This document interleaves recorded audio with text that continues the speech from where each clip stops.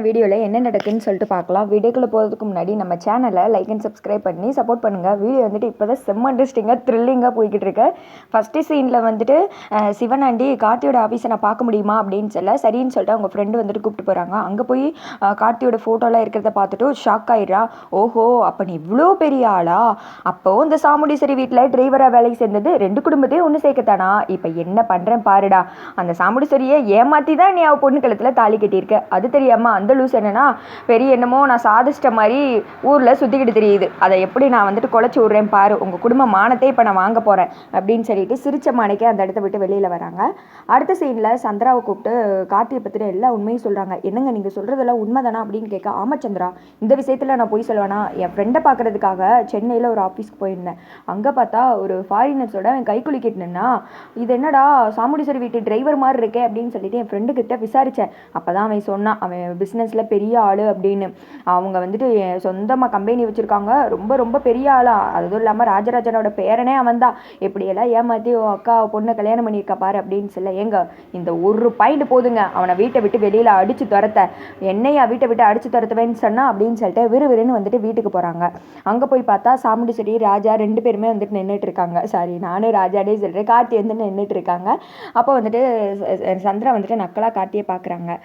உன்னோட ஆட்டை இதோடு முடிஞ்சிருச்சுடா அப்படின்னு சொல்லிட்டு கார்த்திக்கு ஒரு வேலை கொடுத்து சாமுண்டீஸ்வரியை அமுச்சு விட்டுறாங்க. இதுதான் சரியான சமயம். அக்காவை கூட்டு போய் எப்படியாவது அவனுக்கு வந்துட்டு நிரூபிச்சிடணும், இவன் தான் ராஜராஜாவோட பேர் அப்படின்னு சொல்லிட்டு, அக்கா நீ எல்லாத்தையும் பார்த்து தான் பண்ணுவேன், ஆனால் உன் சொந்த பொண்ணு கல்யாணத்தில் இப்படி கோட்டை விட்டே அக்கா அப்படின்னு சொல்ல, என்ன சந்திரா என்ன பேசிகிட்டு இருக்க நீ அப்படின்னு அந்த இடத்துக்கு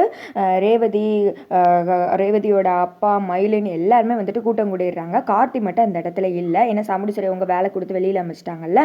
அப்போ வந்துட்டு சந்திரா சொல்கிறாங்க, உண்மையை தாங்க சொல்லிட்டு இருக்கேன், இவ்வளோ நாள் நீ வந்துட்டு நல்ல மாப்பிள்ளைன்னு சொல்லிட்டு நம்பிட்டு இருக்கேன். அந்த ராஜா அவன் சரியான வந்துட்டு ஏமாத்துக்காரன் அப்படின்னு ஐயோ சந்திரா கொஞ்சம் நிப்பாட்டுறியா? எப்போ பார்த்தாலும் உனக்கு அந்த ராஜாவை குறை சொல்கிறதே வேலையாக போச்சு.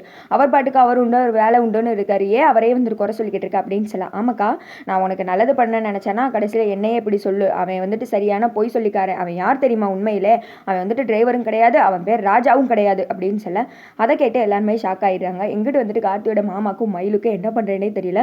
மாமா என்ன இது புது பிரச்சனையாக இருக்குது, இந்த சின்னத்தனா வந்து என்னென்னமோ உளறிட்டு இருக்கு, அப்போ அத்தைக்கு கிட்ட எல்லா உண்மையும் சொல்லிடுமா, இதுக்கு முதல் எல்லா உண்மையும் தெரிஞ்சிருச்சு அப்படின்னு மாப்பிள்ளை எனக்கே ஒன்றுமே புரியல, கொஞ்சம் நேரம் அமைதியாயிருங்க, எனக்கே தலை சுத்துது அப்படின்னு சொல்லிட்டு அவரும் அப்படியே ஷாக் ஆகி போய் பார்த்துக்கிட்டு இருக்க.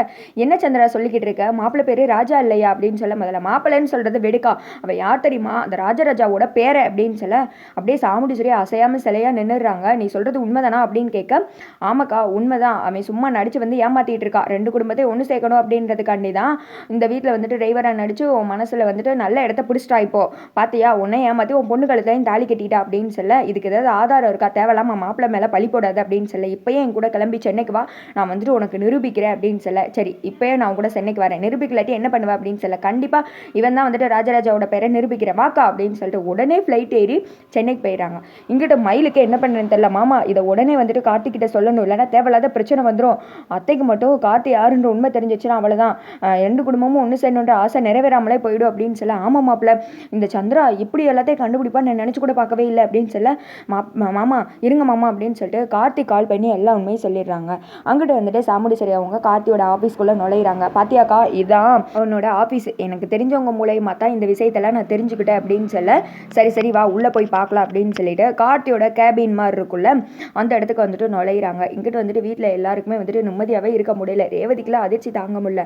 அப்போ உண்மையே வந்துட்டு பேரை வந்துட்டு இந்த ராஜா தானா, இதுக்கு தேவையில்லாமல் வந்து பொய் சொல்லணும், என்கிட்டயாவது உண்மையை சொல்லியிருக்கலாம்ல, சித்திக்கு எப்படி இந்த உண்மை தெரிஞ்சிருக்கோம் அப்படின்னு சொல்லிட்டு ரேவதியும் கண்ட மாதிரி உட்காந்து யோசிச்சுட்டு இருக்காங்க. இங்கிட்ட வந்துட்டு இவங்க 2 பேரையும் பார்த்ததும் ஸ்ட்ரீட்லேருந்து யாரோ ஒரு ஆள் வந்துட்டு திரும்புகிறாங்க. அதை பார்த்ததும் சாமுண்டீஸ்வரியும் சந்திரா வந்துட்டு பயங்கரமாக ஷாக் ஆயிடுறாங்க. அதோட பார்த்தீங்கன்னா வீடியோ முடிஞ்சிருது.